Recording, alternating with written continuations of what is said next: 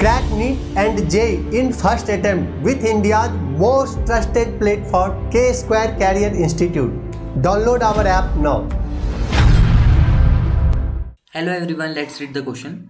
Assertion says the orbital angular momentum of 2s electron is equal to that of 3s electron.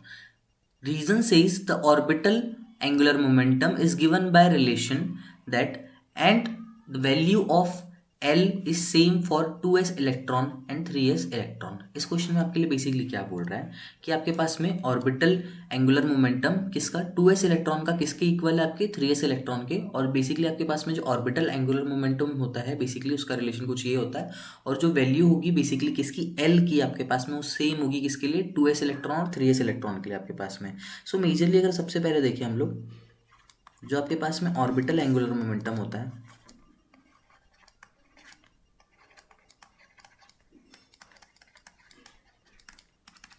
वो क्या होता है आपके पास में L into L plus one ये कंप्लीट रूट में एंड अपॉन में क्या जाएगा यहाँ पे हमारे पास में इंटू एच बाय 2 पॉइंट.